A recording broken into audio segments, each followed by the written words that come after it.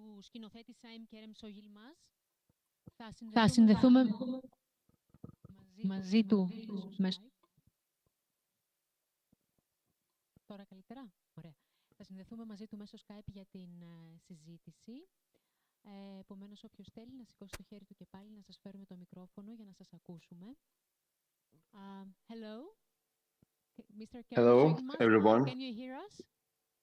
Yes, I can hear you very well. Good evening. Thank you very much for your film. Good evening. Do you want to see me or should I just turn my camera off? It's nice if we can see you. It's a little bit more natural, as if we are, in presence together. Υπάρχει κάποιος που θα ήθελε να ξεκινήσει με κάποιο σχόλιο ή κάποια ερώτηση? Παρακαλώ.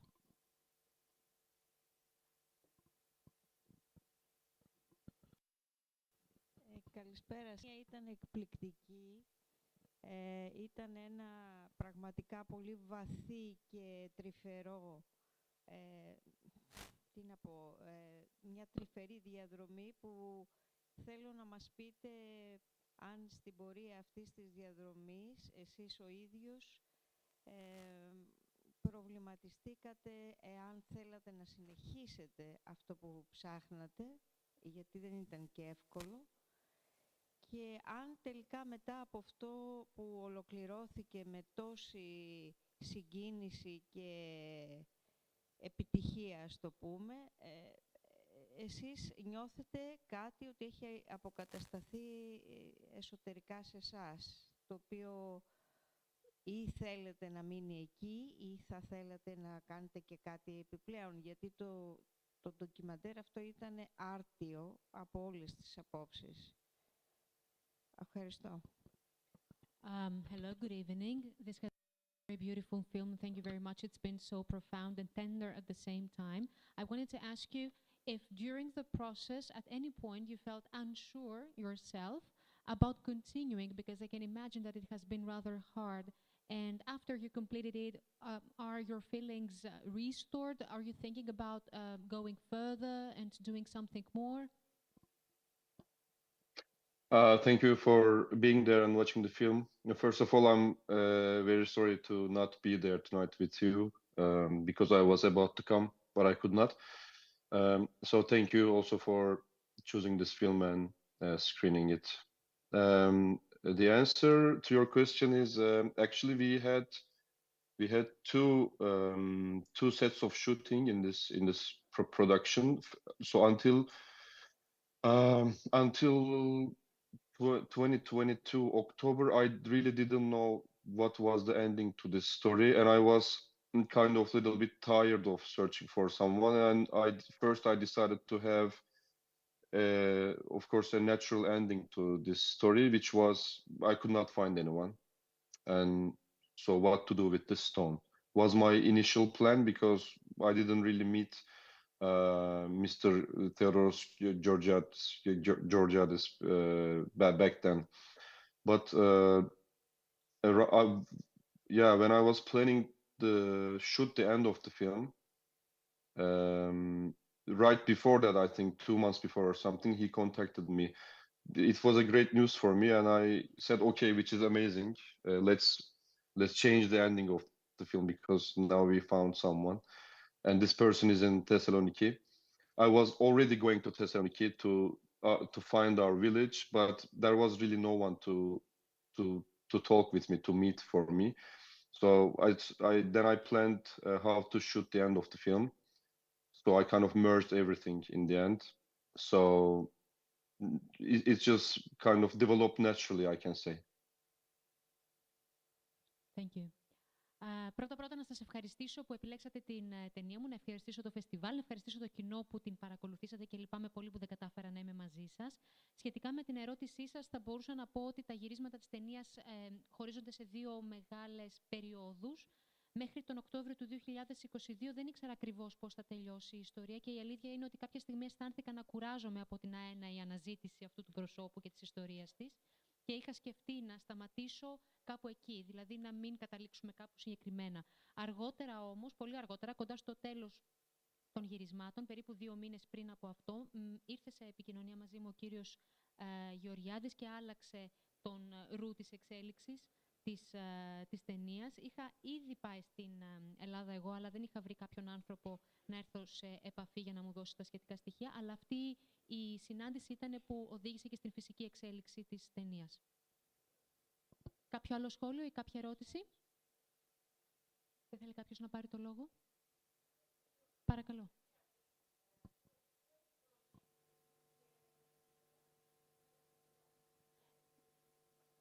So, another question. Where has this film of yours already been screened? Have you participated in other festivals so far, and have you been awarded? Yes, we finished the film. We finished the shootings in the last year, these times almost, yes, a year ago. And then we started running to finish the post-production, and almost 1st of March, we kind of finished everything with subtitles and everything. And then the film first was chosen to Thessaloniki International Documentary Festival. And I think 4th of March, we opened the film there. And it was a wonderful experience because the theater was full of people, and film screening experience, which was kind of also sometimes overwhelming for me, and looked like it was really an emotional journey for the audience. And after that, we went to Istanbul, and I think it was May. We opened the film in Turkey in a documentary film festival called Documentaries Istanbul Film Days. And then the film has been screened in Los Angeles Greek Films Festival. And then last 2 weeks ago, I think there was a film festival in Canada. I forgot the name, sorry.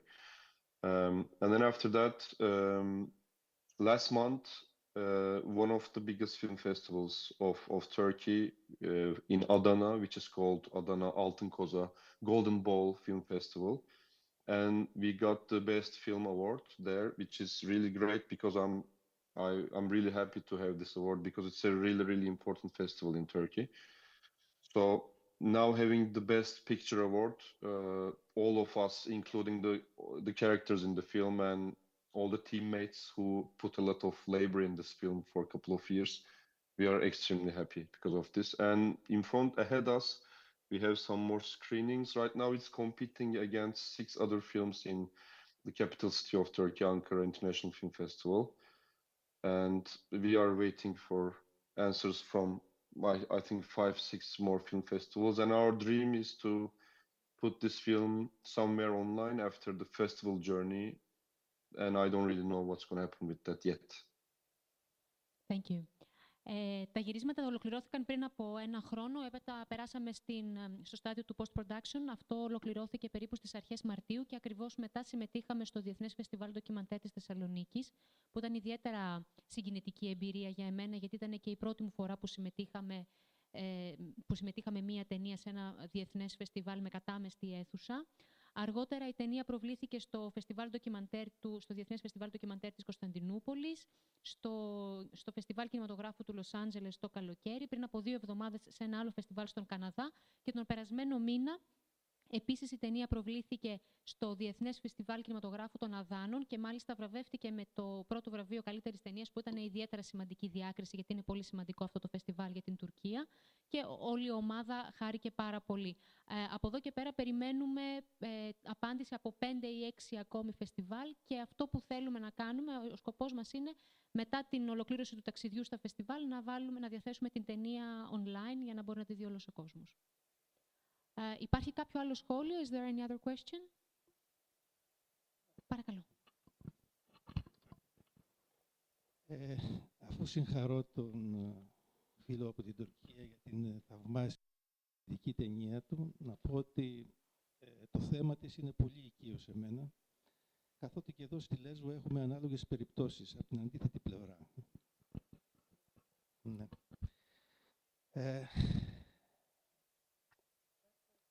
Ταφόπλακες μουσουλμανικές από διαλυμένα μουσουλμανικά νεκροταφεία στη Λέσβο έχουν χρησιμοποιηθεί ως οικοδομικό υλικό και σε οικίες και σε δημόσια έργα. Άρα λοιπόν θα μπορούσε να γίνει από κάποιον, ίσως και από τον ίδιο τον σκηνοθέτη, μια ταινία ανάλογη, αλλά από την αντίθετη πλευρά. Μια αναζήτηση κάποιων απογόνων ενός μουσουλμάνου που έχει ταφεί στη Λέσβο. Επίσης και κάποια άλλη παρατήρηση. Θεωρώ ότι επειδή είμαι βαθύς γνώστης της Οθωμανικής ιστορίας, θεωρώ ότι την εποχή που πέθανε η Χρυσούλα Ροδάκη υπήρχε νόμος στην Οθωμανική Αυτοκρατορία που απαγορευόταν να θάβονται οι νεκροί χριστιανοί και μουσουλμάνοι, όχι σε οικίες, αλλά ούτε καν σε τζαμιά, γιατί από τα μέσα του 19ου αιώνα και μετά οι νεκροί δεν θάβονταν πια στις εκκλησίες και στα τζαμιά των ναών, αλλά σε νεκροταφεία υποχρεωτικά για λόγους υγιεινής. Θεωρώ λοιπόν ότι η ταφόπλακα της Χρυσούλας Ροδάκη λογικά θα πρέπει να μεταφέρθηκε και να χρησιμοποιήθηκε ως οικοδομικό υλικό από το παρακείμενο νεκροταφείο, το οποίο, όπως είδαμε στην ταινία, ισοπεδώθηκε από το Δήμο της περιοχής. Αυτά και πάλι θερμά συγχαρητήρια στο σκηνοθέτη. Ευχαριστούμε. First of all, let me congratulate you on the emotional and beautiful film that you have created.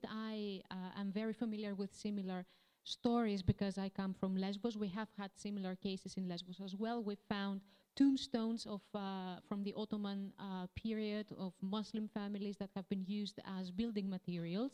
So maybe you could consider the idea of making a film but presenting the story of a Muslim family, maybe a Turkish family that has been buried here in Lesbos. And also, to my knowledge, because I have studied deeply about the Ottoman Empire, I know that from the 19th century on, Christians and Muslims were not buried in mosques or churches, respectively, but their bodies were taken to cemeteries. So this makes me think that probably this tombstone had been taken from a nearby cemetery. Yes, that was one of my idea also, but it's kind of hard to really know what was happening in that village.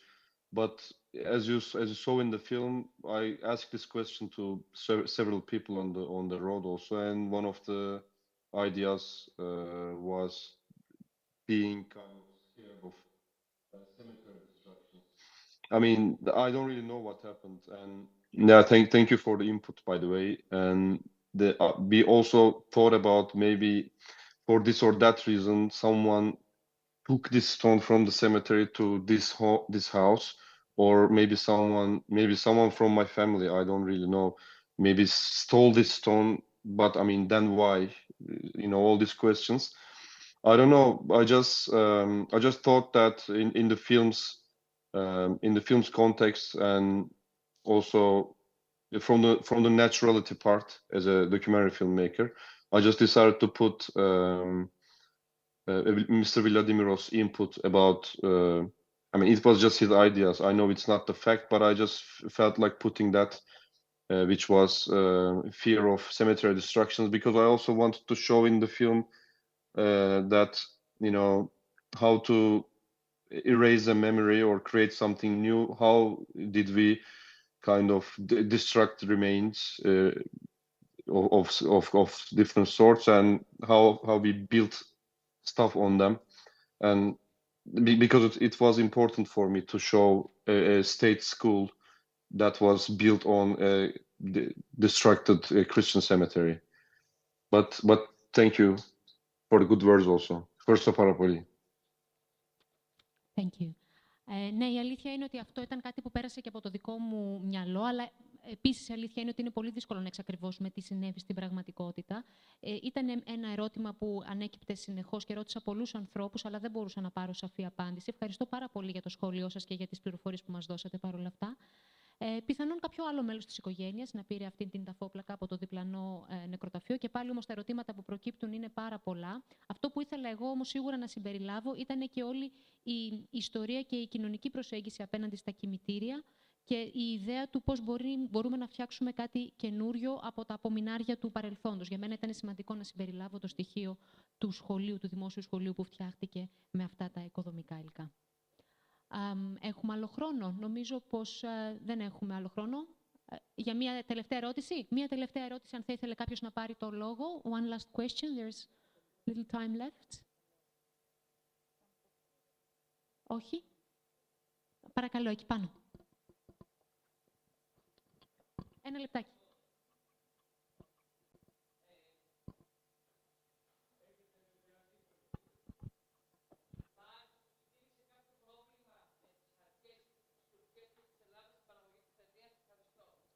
Did you encounter any difficulties with the Greek or the Turkish authorities while making the film?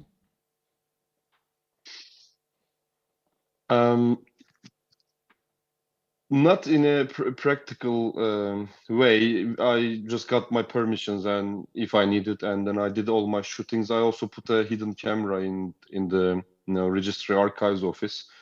We recorded some of the film in a guerrilla way, but the most difficult part was, of course, as you probably have guessed, it was about to reach the archives, to understand what's the story of our house, because as you maybe saw that in the film, the archives starting with 1952, which is even funny. It's extremely stupid to see that. So the biggest hardship was that, I can say, to find something in Turkish state archives, which is understandable, which is also what the film is about, which is kind of erasing some part of history to create something new, to build something new on it. But does it really work, and what is the effects of this identity building, or whatever you call it, on ordinary people? Thank you. Πρακτικά δεν συναντήσαμε κάποια σπουδαία προβλήματα. Εντάξει, υπήρχε κάποια διαδικασία προκειμένου να εξασφαλίσουμε τις απαραίτητες άδειες για να κάνουμε τα γυρίσματα. Νομίζω ότι το πιο δύσκολο πράγμα για εμάς ήταν να αποκτήσουμε πρόσβαση σε όλα τα αρχεία. Όπως είδατε και στην ταινία, τα αρχεία του σπιτιού που είχα στην αρχή στη διάθεσή μου ξεκινούσαν από το 1952, που είναι αρκετά αστείο. Άρα αυτό ήταν και το πιο δύσκολο κομμάτι, το οποίο όμως σχετίζεται κατά κάποιο τρόπο και με την ίδια την ταινία και με αυτή την προσπάθεια του να σβήσουμε ένα μέρος της ιστορίας μας